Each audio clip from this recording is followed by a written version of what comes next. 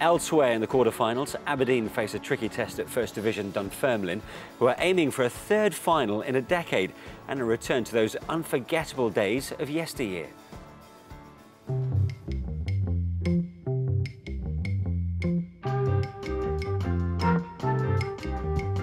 It's often said if you can remember the 60s, you probably weren't there. Well, for Dunfermline fans, that'd be a shame.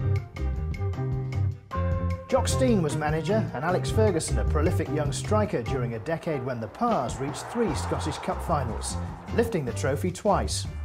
There were some famous European nights, culminating in a Cup Winners' Cup semi-final in 1969. Around these parts, they'd never had it so good. I moved out to try and prove that I could be a manager. We're all egotistical enough to think we could do that kind of job better than someone else. He arrived here in March 1960. There was a lot of magic that came with Stein. He kept us up in the First Division because we'd really been a yo-yo club going up and down between the first and the second throughout the 50s. And then in 1961 took us all the way to our first Scottish Cup final. A remarkable win over Celtic in a replay. I've never seen such a bunch of sandboys. And that's Jock Stein coming in. People don't realise that Dunfermline actually played in Europe before Celtic and before Liverpool.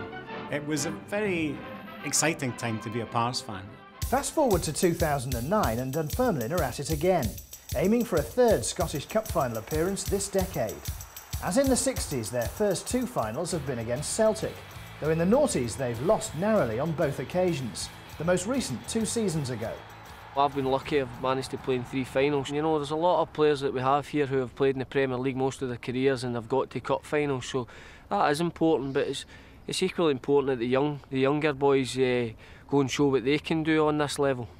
There's extra incentive for much-travelled midfielder Stephen Glass, who's hoping to add a Hampden Cup final appearance to a Wembley appearance with Newcastle.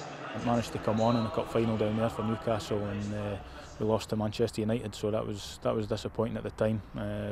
You don't want to be losing cup finals. Up here, it's 1 game from Hampden, all the semi-finals. They play them at Hampden as well, so you're 1 game away, but you start talking about cup finals, you get yourself tripped up. So we'll look after the game Saturday and hopefully we can start thinking about that. Standing in Dunfermline's path are Aberdeen, managed by the man who took the Pars to the 2004 final. Wonderful time there, great memories. They were a wonderful bunch of lads, and they got into a cup final. We're actually winning 1-0 against Celtic at half-time, deservedly so. And Hendrick came back and haunted us like he did a lot of other clubs in Scotland. We're taking 5,500 to East End Park, so it'll be great to see the old stadium full again. It'll be a wonderful atmosphere, and we know if we can get a semi-final, if we get a final, that's absolutely fantastic. It's a big game, we've not had the stadium full like that for a long time, so it's a game we're really looking forward to. We're the underdogs in it. Aberdeen are a good side and a good management team, so we know how difficult it will be. We'll need to be at our best to get a result. As the only team from outside the Premier League left in this season's Scottish Cup, the odds are stacked against Dunfermline. But if they were to make it their 3rd cup final appearance in a decade, well, just like the 60s, that'd be far out, baby. Groovy. You remember the 60s, Laura. You're in your pomp back then. Do you know who he reminded me of there, Damien? Huggy Bear. He did, yeah. Starsky and Hutch. It was Huggy Bear. That's a very good shout. Nothing as cool, though. Dunfermline, the lowest league side left in the quarter-finals of the Scottish Cup. They could fancy their chances here. Well, they will fancy the chances. I think, if you remember, I mean, last year, Gretna. Yeah. I mean, how far Gretna got was absolutely fantastic. And, you know, I think both Celtic and Rangers have struggled throughout the season, real inconsistent, and yeah, they've got a chance in Dunfermline. Well, that's the point I was going to make. If they get through to the last 4, and the way Celtic and Rangers have been in the league, not entirely convincing. No.